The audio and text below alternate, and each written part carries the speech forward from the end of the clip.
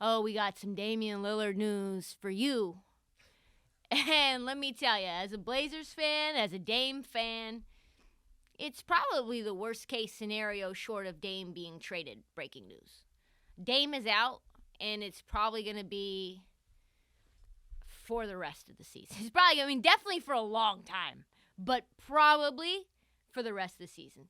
But this story to me signals one of two things, because there's a lot of piranhas in the water, and they are feasting on the Damian Lillard injury news and turning it in and spinning it out into all this different stuff about what the Blazers should do, what the Blazers are doing currently. To me, this is about what's going on with Dame health-wise and what the value of Dame is, not only to the world, to the basketball community, but the Portland Trail Blazers franchise going forward, right? First and foremost, as we've been saying, Dame has been suffering an abdominal issue for years. Turns out, did a little deep dive. This is a total side story. Did a little deep dive into Damian Lillard's Instagram and consulted a couple of people in the physical therapy space, people who are training elite athletes. Turns out Dame kind of hired a trainer and brought this on himself. Like, a lot of the exercises he was doing aren't great for the core. So this is an injury that was self-inflicted based on overtraining, overuse, and improper form. We can talk about that at a different time. But breaking news, folks, like, this has been coming. He's been using this guy in Portland. Him, CJ, Nurk, Anthony Simons, all using the same guy. And they're all doing primarily twisting motions with weight and a lot of boxing. A lot of boxing. I don't know what the transferable skills are with boxing training, but, like, no one's hitting you in your abdomen to try to burst your spleen open, folks. Like, not a transferable sport. I know it's good for cross-training, but you don't need to build your abs up like that. So now he's been dealing with this abdominal tendinopathy. I don't know exactly what that means, but I know it's not good. Apparently, these, upon little Wikipedia research, little tears in the tendons caused by excessive use of the abs, a.k.a. this training routine, right? And then you dunk, and then you get hit, and then you do all these other things in the basketball floor, and you're already put in a bad spot from the training. Boom, boom, shake the room. Now you got a reoccurring injury. Overexertion, basically. And he's been dealing with this, like he said, for years. So surgery now, because he's been resting and it's not getting better. Apparently either he's not really recovering or he's continuing to train on it. I don't know. I'm not aware. But surgery now looks like the most likely possibility for Dame at this point. And if the team was a real contender, maybe he would thug it out like he's been doing and then test it out again in a few weeks maybe. But this team's trash, dumpster fire, vomit, piece. Like a little rolled, like you walk down the sidewalk and you see a flattened rat. Like, that's basically what the Blazers are right now. We are flattened, dead little mouse. So, recovery for this surgery right now is at least 6 weeks just to get back to normal activity. To play, like, actually professional basketball, what I was told, so don't be like, oh, Trysta, you're lying, you're making things up. Like, I was told this 3 months. It's a bad, bad deal. The surgery component takes you out the game. Now, they literally slice open your abdominal wall, and then they lace you up with sutures inside and outside. Not only they lace up the ligaments, suture those up, then they have to suture up your abdominal wall. Folks, doing anything requires your abs. That is going to be, ask a woman who's had a C-section how she feels, how long that recovery time was. It's a long time. So that should shut him down for the year. Which means what? If you're shutting Damian Lillard down for the year, you have resigned yourself to tank. It is the Paolo Banchero sweepstakes, folks. The Jabari Smith extravaganza. The Chet Holmgren. Don't do it, though. Don't do it, Blazers. No Chet Holmgren. I don't care if he's the next Kevin Durant. Big men and Blazers don't go together. Never. Don't do it. But they could be Oklahoma City Thunder level bad. Top 5 draft pick bad. And then, okay, so if you are then a tanking team with a star like Dame, who's been sidelined for the rest of the year. Are you going to take that pick and use that pick with a 30-something-year-old point guard? Or are you going to try to trade that pick for something like Ben Simmons or somebody else that could help Dame along his journey? Well, people like John Hollinger, and other journalistic people are saying, no, folks, now is the time to fully implode. Now is the time to trade Dame on your own. Who cares this is what they're saying. Who cares what Dame wants? Dame is never going to be as valuable as he is to your franchise now. And who knows if Dame next offseason wants a massive extension and then you have to pay him until he's in his 40s, hundreds of millions of dollars. Where does that get you then? And then does the next team want to take on a contract of Dame's size when he's well into his prime? Like his name is homie from the Cardinals. What was his name? Cross-sport reference. Cross-sport. Give it to me. God dang it. What's that guy's name? He got so much money. Pujols. Those Cross-sport. Yeah. Pujols. And the Angels. Yes. Pujols is not the ideal comp for Damian Lillard, I would say. So that is what people are saying is, okay, Dame Lillard, you don't want to pay him. His value's high now. He's not going to play. Blow it up. Trade him. You could probably get 4 first-round draft picks for him, plus some other pieces. Then you have your own first-rounder that you won't have to give to Chicago because it's lottery protected. You'd probably be in the lottery for a lot of years.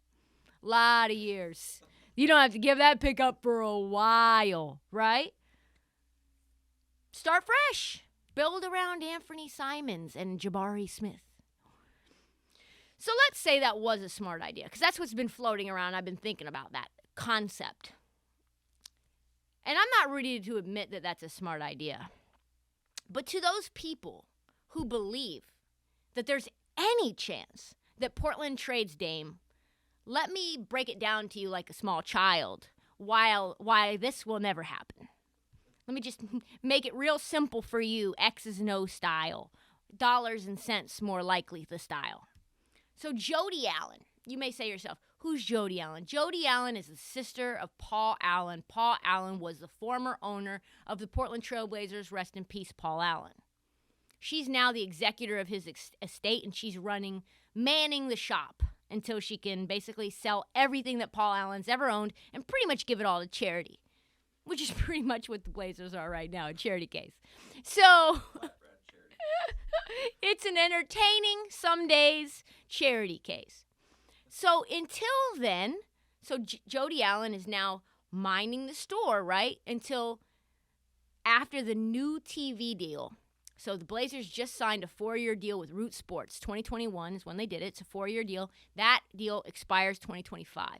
She's told Root Sports she is not going to sell the team until she negotiates a new deal with a new TV in 2025.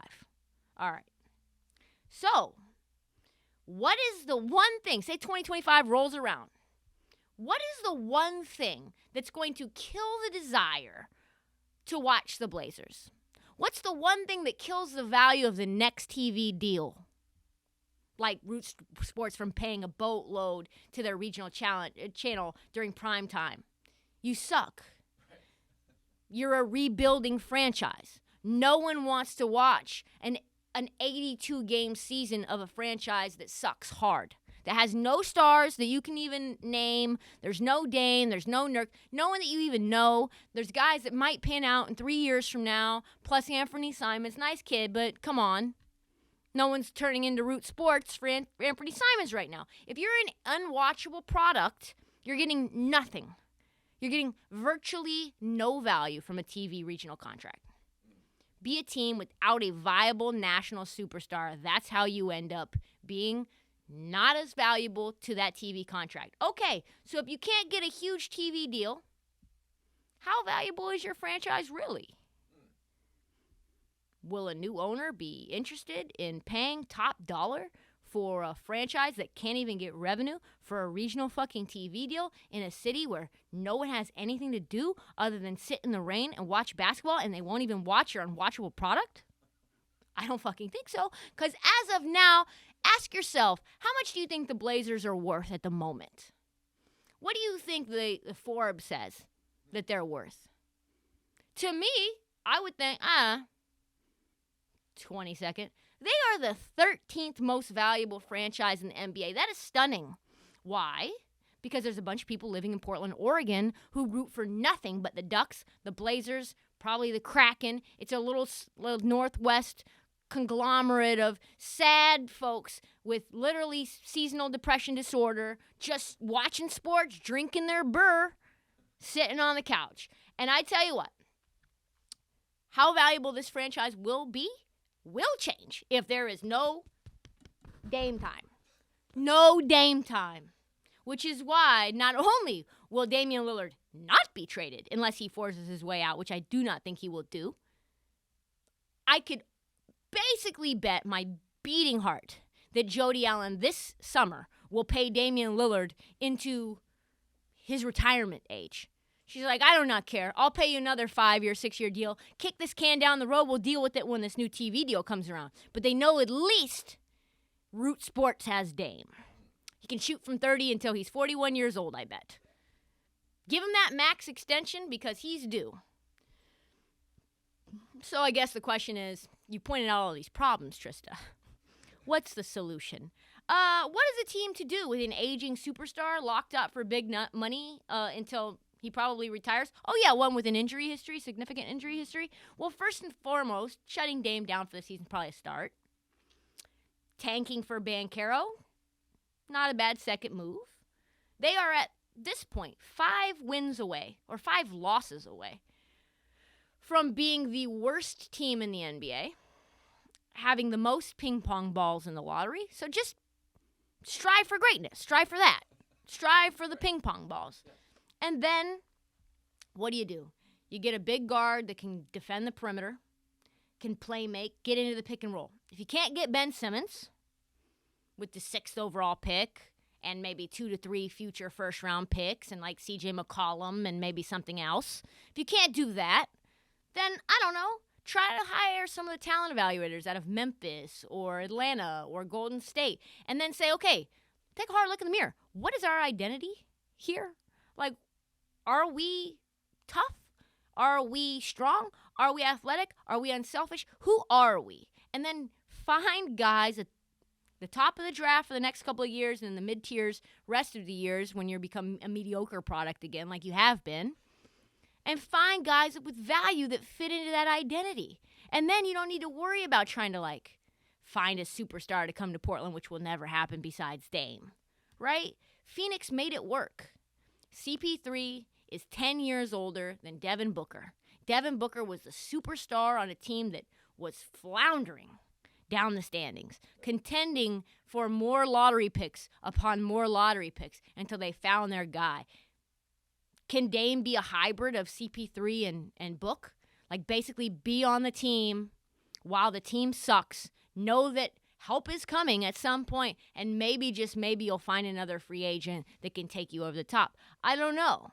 Convince Dame that that's the path, though. Hey, we're going to find guys that fit with you. We're going to protect you. Find guys who can defend, because you can't. You won't. So we're going to find guys that can guard the perimeter, and then we're going to bring an interior defender in, guys that can play make, guys that can score, and a bunch of guys that are gritty. Like, find a way to be the Memphis Grizzlies. Find a way. And in the meantime, I mean, it's dark times for Rose City. Like black roses all over the place, like dark ones.